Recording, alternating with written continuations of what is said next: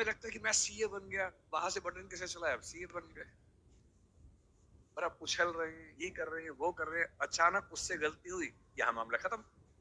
जैसे video game में आपसे गलती हुई, अंदर वाला खत्म हो जाता है। इतनी फानी किस्म की जिंदगी, इतनी बुलबुले जैसी जिंदगी, उस जिंदगी में इन छोटी छोटी बातों में इतना लीन होकर डूबे रहना, मेरे ख्याल से इससे खराब जिंदगी कोई नहीं हो सकती। और इसलिए जो करना है वो ये है कि जिंदगी में होते हुए अपनी जिंदगी को बेहतर कैसे बनाना है, फाइनेंशियल चीजों से कंप्रोमाइज न करते हुए अपनी बाकी जिंदगी को बेहतर कैसे बनाना है। और जिंदगी बेहतर है यानी इसके 4-5 पैरामीटर्स हैं। सबसे गहरा पैरामीटर ये है कि आपके पास जीने का कोई पर्पस है या नहीं, और है तो कितना बड़ा पर्पस है। कुछ लोगों के पास होता है, मुझे सबको हरा देना है, फर्स्ट आना है, 1 करोड़ कमाना है, ठीक है, पर्पस है, पर ये पर्पस बहुत दूर तक हेल्प नहीं करेगा। इससे बेहतर पर्पस होता है एक समय के बाद कि आप अपनी क्रिएटिव इनसाइट को आगे बढ़ाएं। मैं ऐसे कई सीएस को जानता हूं जो सीए हैं, पर उनको लगा कि मेरी जिंदगी इतनी सीमित नहीं है, मुझे कुछ और करना चाहिए। तो उनमें से एक शेखर कपूर बन गया, उसने मिस्टर इंडिया फिल्म बनाई, बैंडिट क्वीन बनाई, कितना कमाल किया, एलिजाबेथ फिल्म बॉलीवुड में बनाई। वो चार्टर्ड अकाउंटेंट है, और उसको एक दिन समझ में आ गया कि मेरा सीए वाले काम से ना जिंदगी कमाल की नहीं हो पाएगी। ठीक है, मैं कुछ कुछ कर लूंगा, लेकिन वैसी नहीं हो पाएगी जैसे मैं चाहता हूँ। और बहुत सारे सीए, एक सीए को लगा कि मुझे देश को भी सुधारना चाहिए, वो सुरेश प्रभु बन गया, रेल मंत्री बन गया। एक और सीए को लगा कि मुझे एक नई पॉलिटिकल पार्टी में ईमानदारी का संदेश लेके जाना चाहिए, वो राघव चड्ढा बन गया। इतने सारे सीएस हैं, कोई पॉलिटिक्स में आ गया, कोई उद्यम में चला गया। एक सीए बाहर से पढ़ के आया, उसको लगा मुझे तो मीडिया की दुनिया को रेगुलेट करना है, अच्छा बनाना है।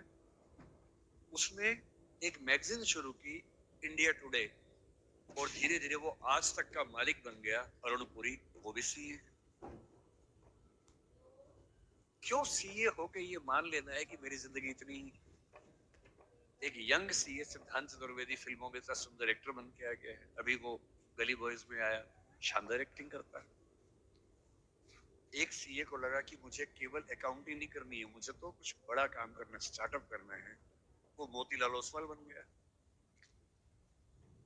इतने बड़े बड़े सीए, कुमार मंगलम बिरला एक सीए है, और सीए से पूरा साम्राज्य खड़ा कर दिया। एक सीए को लगा ये सब छोटा है, मुझे देश के लिए काम करना है, देश के लिए मर मिटना है।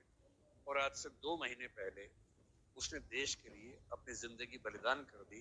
कर्नल मनप्रीत सिंह, जो कि सीए थे, वो भी चार्टर्ड अकाउंटेंट था। मेरी पहली आपसे गुजारिश ये है कि सीए बनने के बाद अपनी क्रिएटिव इंस्टिंक्ट को मरने मत दीजिए। कुछ क्रिएटिव, कुछ भी हो, वो क्रिएटिव हो सकता है कि आपको पेंटिंग करना पसंद हो, आपको पोएट्री पसंद हो, आपको फिल्म बनाना पसंद हो, फिल्म देखना पसंद हो, कुछ ऐसा। क्योंकि जो क्रिएटिव नहीं है, कई थिंकर्स कहते हैं कि जानवरों के पास भी 5 सेंसेस होती है, मतलब सबके पास नहीं, लेकिन जैसे गधे के पास है, गाय के पास है, इसके पास है, 5 सेंसेस है, हमारे पास 5 सेंसेस है। तो वो कौन सी चीज है जो मनुष्य को उनसे अलग करती है, तो वो क्रिएटिव सेंस। और जिसने अपनी क्रिएटिविटी को ही मार दिया, फिर वो तो एक मशीन है, फिर काहे का इंसान। इसलिए मेरी पहली गुजारिश आप सबसे ये है कि सीए होते हुए कुछ ऐसा क्रिएटिव शौक पाल लीजिए कि दिन में 1 घंटा मस्ती से गुजार सके उसमें। वो कुछ भी हो, फिल्म देखने से लेकर कविता लिखने तक, पेंटिंग करने तक, कुछ भी हो। गाना हो, गाना सीखिए, सिंगिंग सीखिए, इस उम्र में सीखिए, तबला बजाना सीखिए, हारमोनियम सीखिए, गिटार सीखिए। कुछ ऐसा जो करते हुए डूब जाने का मन करे। बस कुआं खोदना मत सीखना, उसमें डूब गए तो मुश्किल हो जाएगा। बाकी कुछ भी जिसमें आपको मजा आता हो सीखिए। दूसरा, एक ऐसा पर्पस जीवन में रखा, बेशक इतना सा पर्पस हो, जैसे आपके लिए सबसे आसान क्या है, अपने आसपास 2 4 5 लोगों को सिर्फ इतना समझा दीजिए कि फाइनेंशियल विजडम जीवन में कैसे काम करती है, अपने पैसे का इस्तेमाल कैसे करना है, पैसा कमा के कैसे सेव करना है, कैसे इन्वेस्ट करना है, क्योंकि उस मामले में आपका मुकाबला कोई कर नहीं पाएगा। या अपने घर के आसपास 3-4 गरीब बच्चों की पढ़ाई का खर्चा उठा लीजिए, उनसे हफ्ते में एक बार मिलते रहिए और आप पाएंगे आपके चेहरे पर पहले से ज्यादा चमक आनी शुरू हो गई है और आपको कंपटीशन, परेशानी, वो जो नफरत का माहौल दिन भर होता है, इसको हरा दूं, उसको हरा दूं, इस तरफ से मुक्ति मिलने लगी है और आप अंदर से एक बेहतर इंसान बनने के प्रोसेस में आ रहे हैं। तीसरी बात,